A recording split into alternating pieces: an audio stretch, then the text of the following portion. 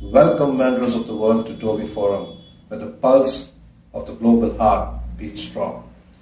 This is your host, Ivan Jude Smith, who will be guiding you through the currents of geopolitics, national security, and the ever-evolving tapestry of global affairs.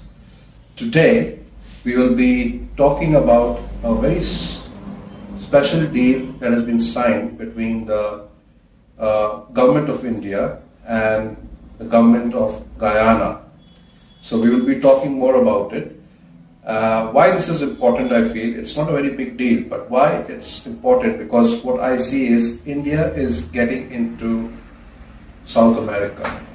We do have deals with Brazil and other countries as well, but now we're taking South America as a continent very seriously.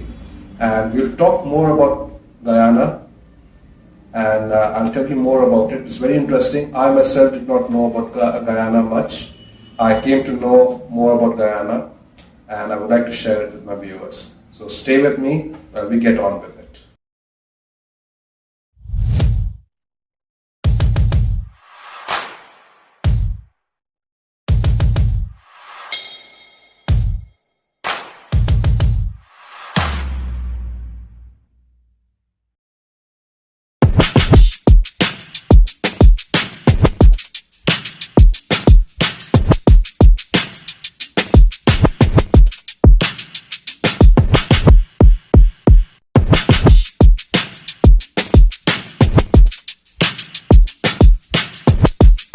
Hi friends, so the deal is, I'll read it out to you all, what it is all about.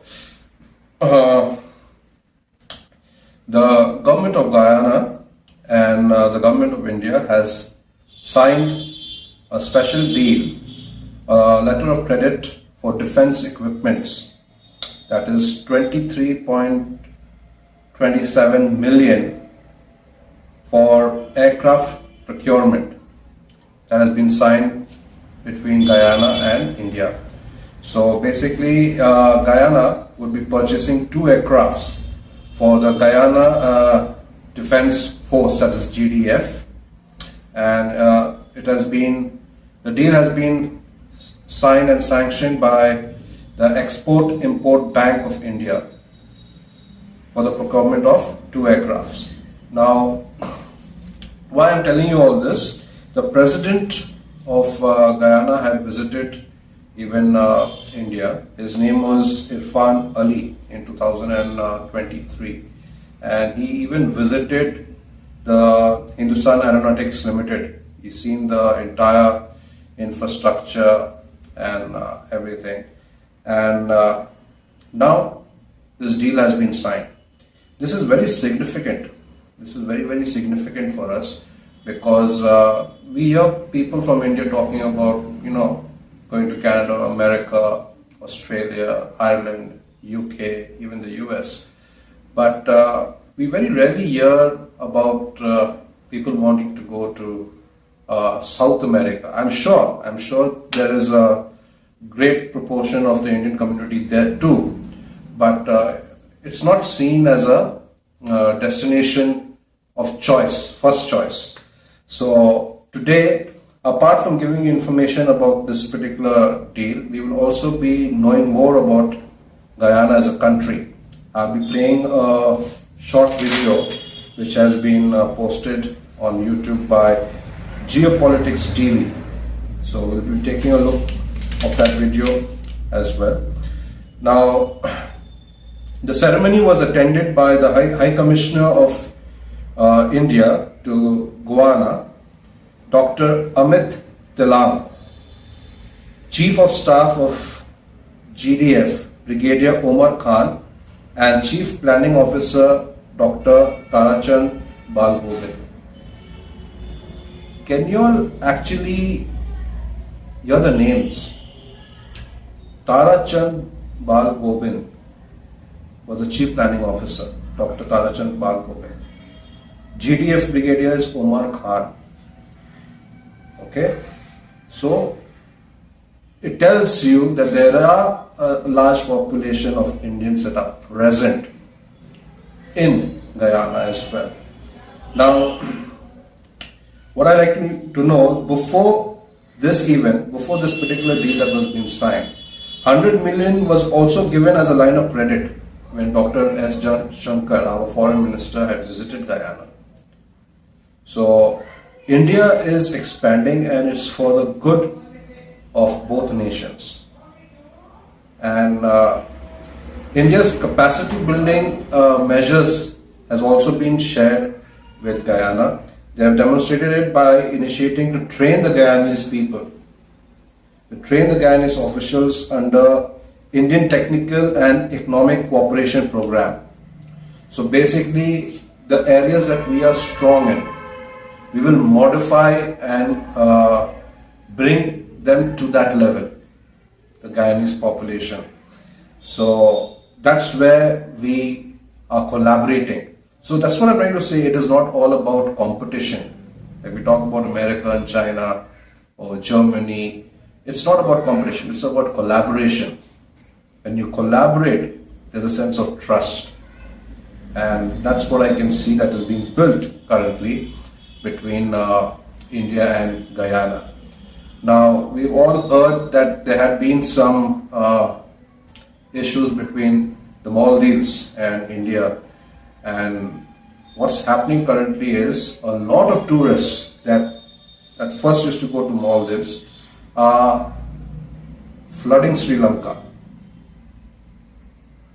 So why I'm talking about Sri Lanka is I'm coming back home to this part of South Asia.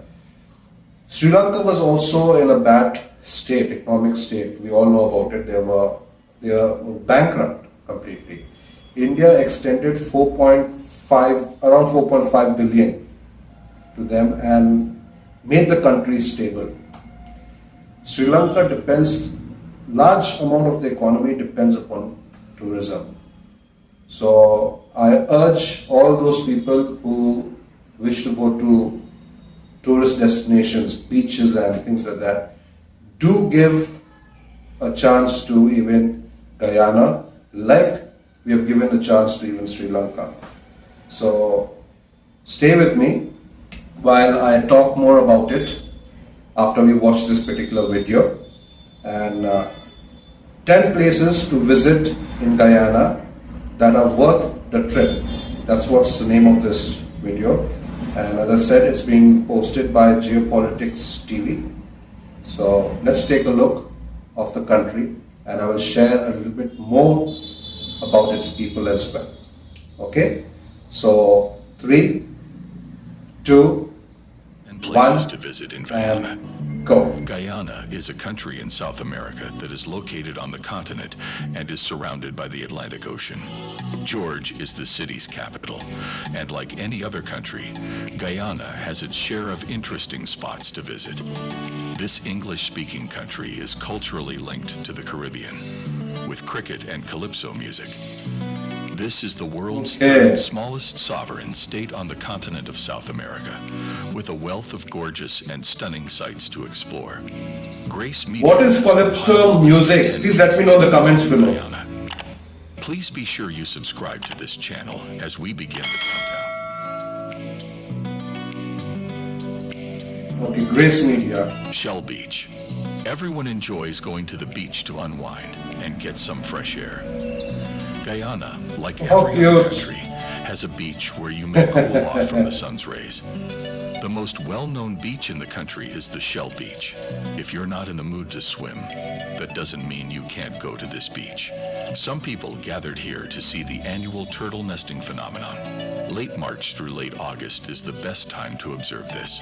Sea turtles of all kinds and sizes gather to the coast to deposit their eggs during this time. Coming here allows you to witness some of South America's unspoiled coastline, where tiny villages and bamboo huts sprinkle the lagons, and the sand is flanked by untamed stretches of jungle. 9. Perica. Perica is a port town on the Essequibo River's coast with a lot of metal containers, huts, and streets with very bustling and lively transportation. If you want to get the most out of your visit to Perica, don't forget to visit the bustling market. Sunday is always the finest day to pass the time since you get to savor every moment. This town offers incredible resorts that will satisfy all Beautiful, isn't it? wants. And when I say all, I mean all of them. I've been here previously, and believe me when I say that the restaurant, pool, bars, and other amenities are all really luxurious, especially considering that this island resort is located in the middle of the Essequibo water. Given that you are a newcomer, I am sure you will be asking how to travel to the resort. Don't worry. You can easily hire a tour guide to take you there. To add, the market here, which is particularly active on Sundays, has whatever good you want because the sellers will go to any length to gratify their customers. To end the day with a good night's sleep, these are good hotels that you will find very comfortable to stay in. 8. Orange Falls. The falls provide something very distinct and unusual to the country, and most guests who have been will readily agree. This waterfall originates in the Pacarema Mountains, which are located near Venezuela and west of Guyana. The majority of guests that come in the fall have a more up-close and personal experience by bathing in the plunge pool and traversing the ridges around the site, or by climbing layers and terraces of rock as they go. The Iron River's channels have a plethora of waterfalls along its path. If you don't want to swim, you can go for a walk and wander around in the forest. This location exudes pure evil emotions. 7. Kaieteur National Park. I'm sure hearing about the waterfall will make you feel as if you've arrived. But I'm sorry to deflate your expectations, because this national park is the real deal. Kaieteur National It's a Park. mind-blowing 226 meters down the Pacaremia Mountains escarpments. While the biodiversity and pristine trees are great draws, the peace resistance is undeniable here. Furthermore, the Siparuni region is a big and costly protected territory that rises and falls with the I love nature. massive barrier ridges. This national park has so much to offer that it is a must-see destination. This autumn is a true gem tucked deep within the rainforest. This national park has existed for over Why did they say costly This protected region? remains pure and breathtaking. There are no gates or barriers, but this adds to the mysterious and unspoiled environment. 6. It is indeed. Port Murrett. This mountain is close to the Brazilian border and is known to be South America's largest tabletop peak. When you look at it from a larger perspective, it's not just individuals from different continents who have come to visit this location. Brazil is only a short distance away, so you can imagine how busy it can get. The landform's roadways are extremely difficult to navigate, even for the most experienced hikers and cyclists. Despite these hurdles, people nevertheless take the risk and climb this mountain because it contains much beauty to allow the obstacles to be an impediment. This mountain is warm and inviting, and it's also a terrific sight to get a glimpse of Guyana's agricultural core, with a farmer's market selling fresh fruits right from the fields. 5. New Amsterdam. The regional capital of East Berg's Quarantine has flitted from Dutch masters who held influence over the lowlands plantation since it was formed in the mid-18th century. Amsterdam. This town is one of Guyana's largest. Amsterdam from Netherlands? Close to the capital. Come to Guyana. Come This to town has Guyana. schools, a hospital, and a port, which is not surprising given that it is a large city, the largest in the state. In New Amsterdam, you can shop or even take a jungle tour. 4. Bartica. This location used to be known as the entrance to the inside.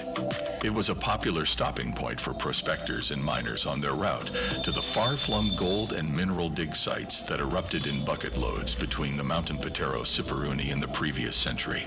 Things have changed over the years, and this town is now a thriving center with a lot to offer, particularly to their neighbor Brazil. who has benefited from her for years.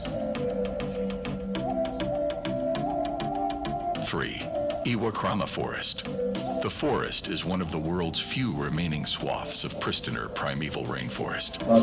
This forest is known for its soaring canopies, which may reach heights of 30 meters in some areas. The forest is located in the heart of the country, and the plants are all interconnected and abundant. This is one of the things that has contributed to the uniqueness of this location, making a visit worthwhile. Many animals and plant species with various biological roots live in the forest. There are also enormous armadillos and howler monkeys to be seen here. A waterfall and a mountain stream can That's a hornbill, I think. woodland. Safaris are available across the rope bridge and mud paths from one of the few lodges that have sprung up along the river channel. 2. Linden. The very earliest version of Guyana's culture and heritage can be found here. Minerals and bauxite abound in this town.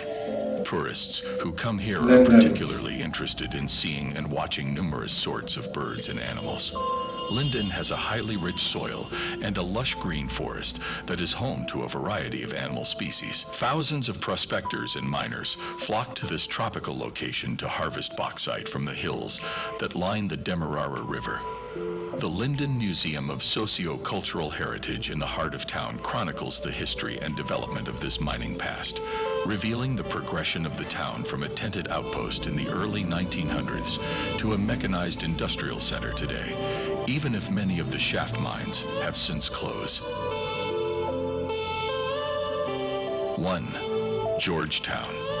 This is Guyana's capital city, which was created in 1781 during the Dutch colonization period, and afterwards came under the jurisdiction of the French and British.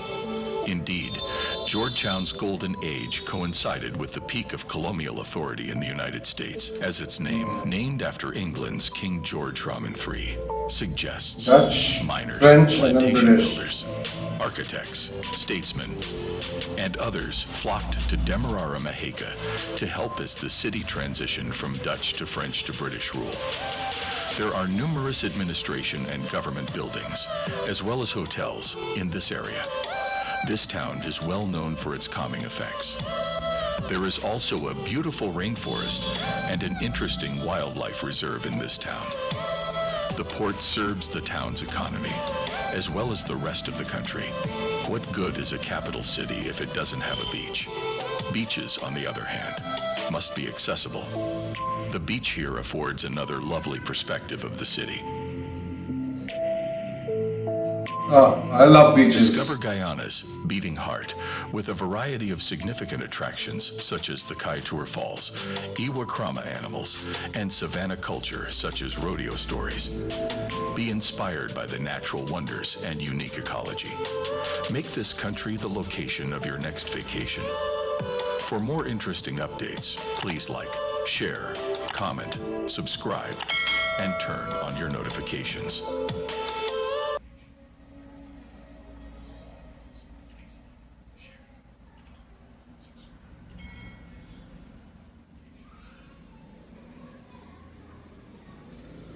So that's it. I'd like to thank Grace Media and even Geo-Politics TV, whoever made this video, made very well, and I love your voice. I like that bass voice. So that's it about Guyana, and why I talk about Guyana today is I want people to know that both countries actually share a cultural connection. There is a cultural connection between both countries, and I'll tell you why.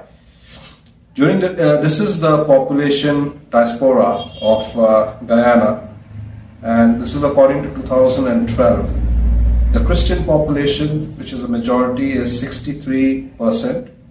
25% is Hindus. 7% is Muslims, and 3% are of other faiths, 3%, and another 3% do not follow any religion. So that's the breakup of the population, religious-wise. And I want you to know, these are not the Hindus that have migrated to Guyana, no. during the British time, as Africans were taken from Africa into South America, same way Indians were also taken. And the Indian population that belongs to the main population of Guyana, they came from North India, especially from Bhojpur and the Awadh regions of India, which is in the present day states of Uttar Pradesh, Bihar and Jharkhand. There are some people from Tamil Nadu and Andhra Pradesh as well, but this is the population. It's more of a Hindi speaking population that moved from India to Guyana. And you'll be surprised of the festivals that they celebrate. They celebrate Mashramani, which is Marsh, Pagwa, which is Holi, Dipavali, which is Diwali, and to some extent there are many who even celebrate Chhat Puja. I was surprised to know these details, and I was surprised to actually find out that why isn't people moving to this country and venturing on. I would love to go, after seeing this video, I would love to visit this country. Let me know the kind of nightlife that Guyana has to offer. I would like to know more about the country. Comment below and let me know if there's any videos that you'd like me to watch. I'd like to know more about your country.